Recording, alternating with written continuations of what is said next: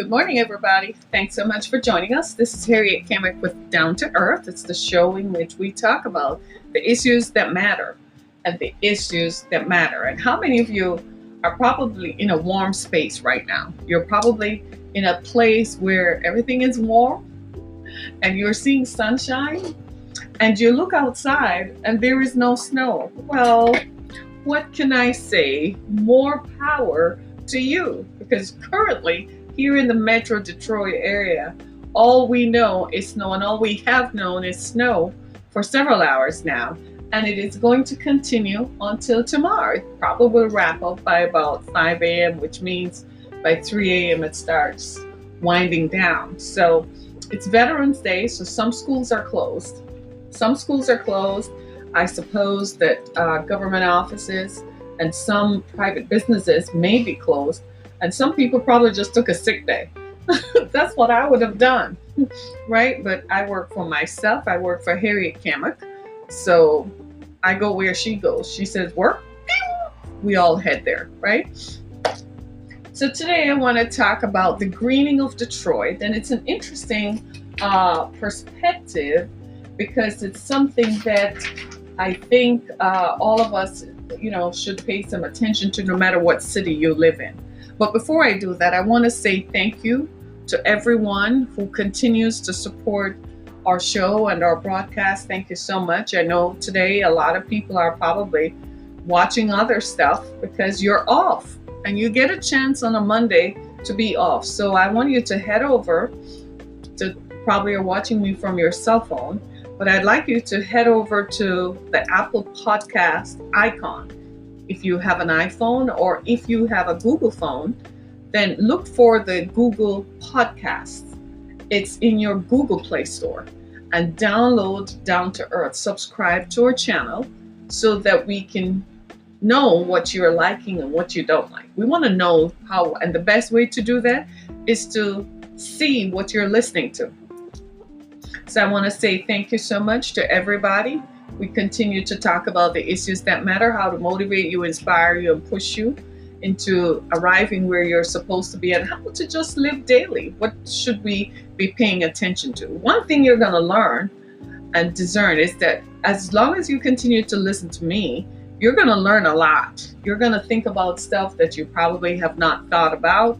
And I'm so very grateful that you take time out to continue to be a part of our broadcast. Thank you so much, everybody. I really appreciate it. So today I want to talk about the greening of Detroit. And it's interesting to me. I think I just might have just heard something here, but we'll deal with that afterwards. I want to talk about the greening of Detroit. How many of you know what is environmental justice?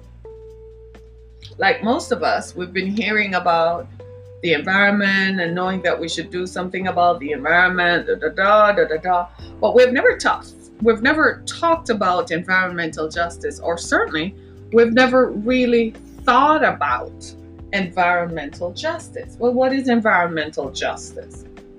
And what does the greening of Detroit have to do with that? Hey, somebody yesterday told me that I look like a snack and I look like I came out of a vending machine.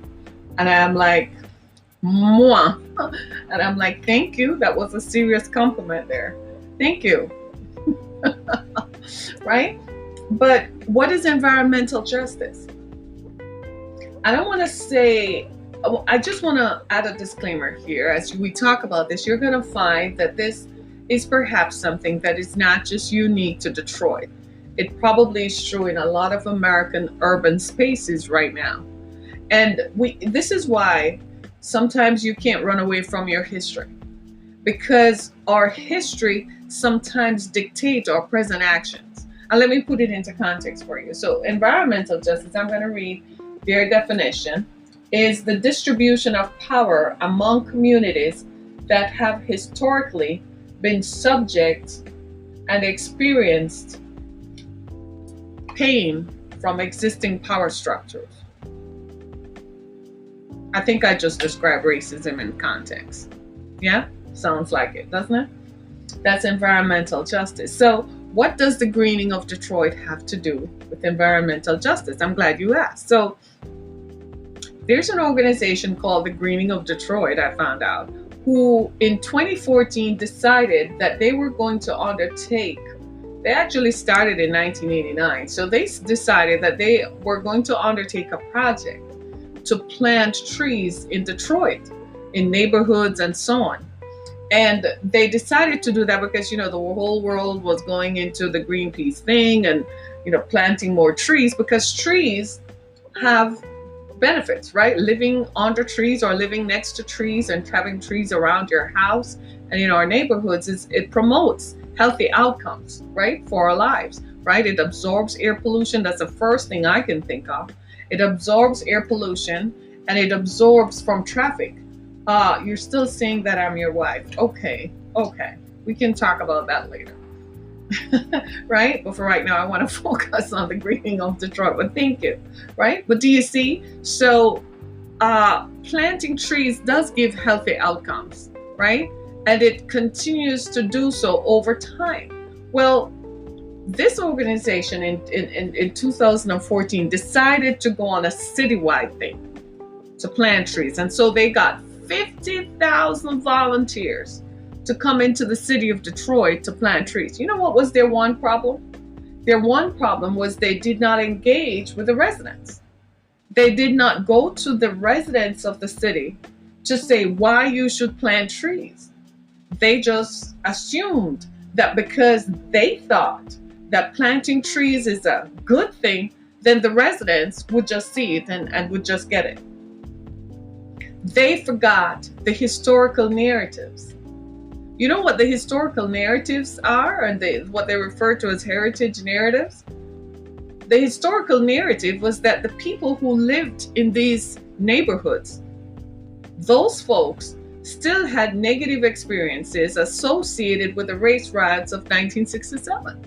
In the 1967 race riots in Detroit, the government, the federal, state, and city government, undertook an effort to eliminate trees out of neighborhoods because they wanted to surveil people. They wanted to see what people were doing from the air, and they couldn't do that because the trees formed a canopy. So what the government did was they started cutting down trees, and when that didn't work, they started spraying DDT onto the trees to kill it in a cover-up to say that it was the Dutch elm trees all over the country who had this disease. That naturally created what? Distrust between the power structure and the residents. That distrust did not end when the race riots ended. That distrust continued to this day. So when this organization decided to plant trees, they forgot about that historical narrative. And they forgot about that heritage narrative that existed, that people with lived experiences who are still here remember that. And so what they did was they just decided if we send out circulars and just put up a note, door hangers on the door, then people will say, oh, well, this is a good thing, I just simply participate. No, they forgot that you have to engage with the residents of the community. Caused quite a bit of trouble because the residents were distrustful. First of all, you have a whole group of white people marching into your neighborhood. And people have this historical narrative when the last time a whole group of white people marched into their neighborhoods, lots of people ended up going to jail. So they were very distrustful. And it was something the organization could not understand, why the residents were not engaging with them. So this attracted a sociologist from another university who decided to take a look at it. So she came and spoke to the residents. So it makes you wonder, why then was the existing white power structure in the organization who wanted to plant trees, why didn't they think of it? It's the presumption that they know what is best for you. In a lot of ways, I see this embodied in the narratives today, especially in the Democratic Party. I kid you not, I see it in white liberalism. People who say that they're liberals because they embrace people of color, or they understand, or they will help people of color. But to me, they always operate from a presumption that they know what is best for you, so shut up, don't say anything. I know what is best for you, so you do as I say. You're just as racist as the person who thinks that a black person or a brown person is no good and is immediately a criminal. Yesterday, I was reading something on Mayor Bloomberg, the former mayor of New York, who wants to run for New York City mayor, right? And I read somewhere how under his 3-term administration, mass incarcerations became a thing in New York State, where he actually tripled the number of people who were pulled over in one neighborhood for nothing. And people were just locked up under suspicion for nothing, and created records for people under for nothing. And this guy says he's a Democrat and that people of color should vote for him.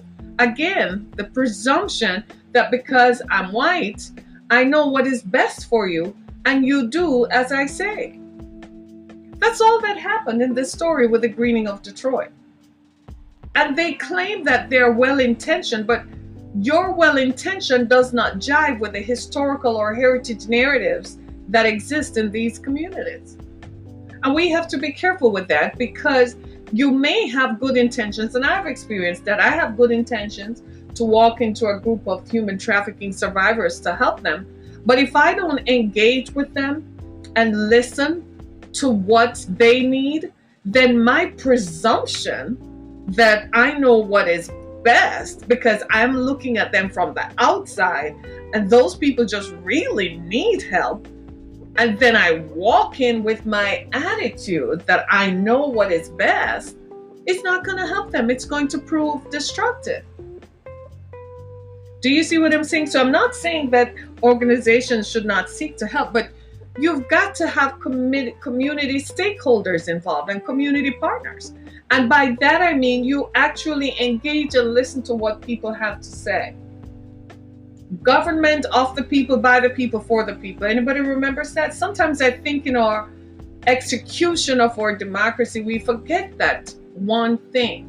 Government of the people, by the people. So you have an organization that wants to help people, then by all means listen to the people. One thing you can't say about this guy who is the president now, Donald Trump, he listens. Oh, he listens. He get it. He will listen. He will listen and he will act on it. He listens. We may not always like it. I don't always support everything he does. I don't always say everything he does, but he listens. Sometimes with the Democratic Party, what they do is they do not engage community partners. They're not listening. They have this presumption that they know what is right. It's how most white liberals operate. I know what is best for you. Follow me. Do as I say. You're still rendering a group of people inoperable. You're still saying you're insignificant because what you think does not count or matters. And this explains why there's so much apathy towards the Democratic Party. And frankly, the Democratic Party, blacks only started voting for the Democratic Party after 1964 with Lyndon Johnson because he was going to pass the Civil Rights Act. Prior to that, they voted for the party of Lincoln. People seem to forget that, right? But at the same time, what we have now evolved into, and we saw that in the Clinton era, especially when Hillary Clinton was running, they didn't ask anybody if anybody liked Hillary. The presumption that they know what is right. You didn't engage with anybody. So the Democratic Party is paying the price, and they should. And that is a lesson for every organization, for any grassroots group of people who feel that you have an answer to what is needed in any setting. Go engage with the people on the ground. You got to talk to the people. What do you want? Don't assume, talk. If you're going to plant yourself right smack in the midst of them, ask them, what do you need? What would you like to see come out of this? So this organization was running around Detroit, putting up stuff, a group of white people running around putting up stuff, probably looking at people skeptically. Meanwhile, the residents are like, well, who are these folks? I don't trust them, because the last time a group of white people moved in, people just left en masse. Does Detroit need trees? You bet we do. Of course. Trees are always good in any neighborhoods. I kid you not, as I drive around some of these subdivisions, around Metro Detroit. I'm aghast that there are not enough trees being planted. I'm like, when you were developing the land and and building houses, did you just pull up all the trees? You should have left some trees in, because trees are good. Now, over time, the roots do go down into your into your septic system and so on. But you need trees because trees green the area. Remember, I talked about that photosynthesis that takes place and so on, but the metamorphosis that takes place. But trees absorb air pollution, so it helps you to breathe better. And especially in urban settings where people have marked increases in health complaints and in lung issues and issues with breathing apparatuses and so on, you do need trees. But how are trees going to come in and an independent organization is going to do it if people say, wait, just a minute, the last time they did this, they cut down all the trees? And this is what, if you watched 60 Minutes last night, did anybody watch 60 Minutes last night? No, you probably all were watching the game or something.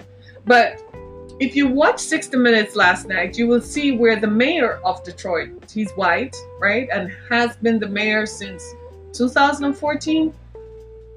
The mayor of Detroit said something that caught us when Leslie Stahl of 60 Minutes asked him, what is the issue in Detroit? And he said, since the 1930s, the federal government gave itself a problem by creating marginalization in the city, by not supporting Black neighborhoods, by not putting infrastructure and giving loans and giving incentives for people in Black neighborhoods to own buildings. That was a federal policy from the 1930s. 100 years, it's almost 100 years later, and the policy is still there. It's still being carried out. Do you see what I mean? And that is what has created the disenfranchisement that you see in communities of color. So you have a group of white people over here who never experienced disenfranchisement simply because of their color. You never knew what it was like to be judged that whole communities are left without infrastructure and investment because they're Black or they're brown. So you sit over there and you say it's because they don't know better. I can go over there and show them because I just know better and just know what they need. You might have good intentions, but your execution needs some ramping up because you don't know what the historical narratives are in that community. I read this article. It's The Greening of Detroit. It's published on a website. You can just Google it. And I was fascinated as I read it because I wanted to know too. Because I am curious about why when I hug a tree or hug you, Raven Bishop, good morning, ma'am, hug a tree, right? And I wanted to know why in certain parts of the city of Detroit, there were not trees. I'm like, how are you going to live without trees? There won't be any rain. What's going to absorb the pollution? You need trees. You significantly need trees. And that is what this is all about. You need trees, but and this is sort of like, Mike, this is probably sort of like, how do you approach communities of color? You have the idea. You think you know what they want, but how do you approach them and get them to see what you want? Unless you act on the presumption that you already know what's good for them. So whatever you come up with that is good for them is what they need to do. And that is always going to end up being wrong. Every time, all the time. You see what I'm saying? And this is true not just of Detroit, but there are other communities in the country that we can look at: Baltimore, Washington, D.C., Philly, Compton, Watts, right? There are plenty other communities of color where Black and brown people live in the country that is experiencing this right now. Areas that have been decimated, not just through urbanization, but through years of abandonment and neglect, and policies, structural policies, public policy initiatives that specifically were designed to marginalize Black and brown people in communities of color. Systemic racism that has been perpetuated over time. Now, you have planners within the structure, the power structure, that while they're not saying this was wrong, Raven, they're not necessarily saying this was wrong, but they're looking at ways to correct it.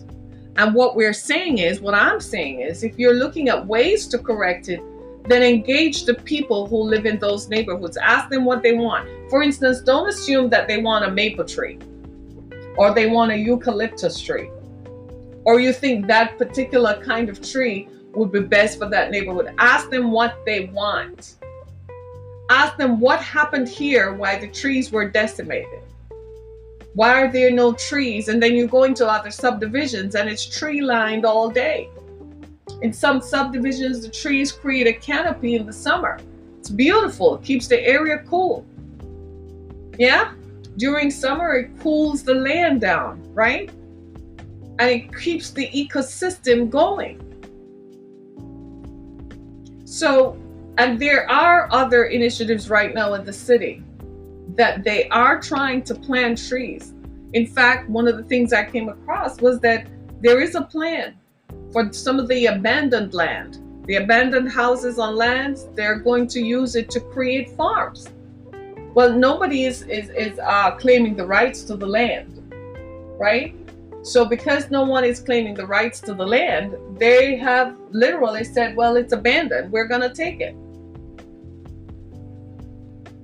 And because they're going to take it, they're going to plant whatever they feel that they should plant. Is that a good thing? I don't know. Was there any kind of community engagement? What about the people who live the next block over? What if they don't want a farm there that is going to have pesticides that will leak into the water table? Right? Let me see what trees are food and lumber and firewood. Right? Yeah, trees are good for that, but trees offer the immediate benefit of absorbing air traffic, absorbing traffic, pollution from pollution from traffic. That is the most immediate benefit that I can think of. Just having some trees around, all that traffic. We live in a modern, fast-paced world. Our postmodern society, as fast-paced as it is also hurting us, right? Because the fast-paced lifestyles that we live, we need heat to keep our systems going. All the motors that process and create movement, whether it's motor cars, right? That keeps industry going. All those big turbines that you see on top of the hospitals and the public buildings and the banks and the large towers and the large buildings. All of those things generate heat that goes off into the atmosphere. So it might be cool inside, but it's heat that's going up in the atmosphere. That's what's creating the warming effect. I wish they would explain it better, like I just broke it down for you, instead of just saying terms like global warming and climate change without telling people what the cost is. The real cost, like I talked about yesterday, the opportunity cost of our modern lifestyles is that it's making us sicker, and it is creating an environment in which our climate is reacting. The climate on the planet is reacting to all this heat that is created. And what it is doing, it's saying, wow, kind of warming it up a little bit, so water is melting everywhere. Because where does the air go? All that heat has to go somewhere. It hovers above the planet. So it is going to melt the spaces that traditionally would not be melted. You see what I'm saying? And that, my friends, is where our problem is. So planting trees helps to slow down that. Having more trees helps to slow that down. Trees also reduce what? Soil erosion. Yeah, it breaks up, when the tree roots expand, it's going to cause problems in your sidewalks. But you can fix that quicker than you can fix the health outcomes that emanate as a result of not having trees. So we do need trees. Trees create a healthier environment for all of us to dwell in. This is why people are moving further and further from urban areas. They want to get to where they can take nature walks, where they feel like you can breathe in air that is not tainted by traffic and smog. Like some cities, there's just smog. I've never been to Beijing. I don't know if I'll go there, but far be from me to speculate. But Anybody who has ever been to Beijing will tell you that the air pollution is significant there. One guy told me that he forgot, they warned him that when he went there he was to cover his head and he's bald. And when he came back, he had soot all over him. That's living in Beijing, right? So the government is perhaps now interested in reducing smog. Here in the United States, we have emissions control and so on that big industry initially fought. That's why we don't want coal mining, because it's bad for the environment, both under the ground and when it emits into the sky. Because now we can have better access to energy. We want energy that is not as harmful for all of us. Do you see what I'm saying? Because when it hurts most of us, it's bad. Who needs that? Who wants that? Do you see what I'm saying? And so when you look at this conceptually, it's a good concept to plant trees all over the place. It's a good concept. I agree with it. But I also think that you need to engage the local people. You need to talk to the locals, find out what their experiences have been. And especially if you are a non-colored person moving into communities of color, the perception is that you're coming to take over, or are you coming to remind me how downtrodden I am because of the policies that your ancestors implemented? My friends, it's going to take us a while to move from this narrative. And we have to accept that. We have to be patient with the process as we come to terms and come to grips with the policies of the past that have created this debacle that we're living in today. It's going to take us a while to create and imagine and redesign a new future that, whilst it is going to have some aspects of our past that we are probably not proud of, but still controls the ways in which we do things moving forward. I was very curious when I watched the 60 Minutes episode last night. The CEO of JP Morgan Chase, Mr. Diamond, and he's a very wealthy man. In fact, he's one of the few executives who are billionaires. And he said he wanted to help Detroit. And they asked him why, and he said, because I think Detroit as an American city is a city that we just left behind and we need to help. Amazing. So he created this whole initiative around JP Morgan, Chase Bank, reinvesting in some of these communities. I was fascinated because he recognizes that the policies that existed 100 years ago, or were created nearly 100 years ago, are the reason why we're in the place where we are today. Do you see what I'm saying? It's taken us a while to get here. We've come a mighty long way. We've come a long way. It's taken us a while to get here because initially we didn't think like that. We thought it was just, oh, well, those people are like that because they're lazy. Those people are like that because they don't try hard enough. Those people are just bad people. They just sell drugs.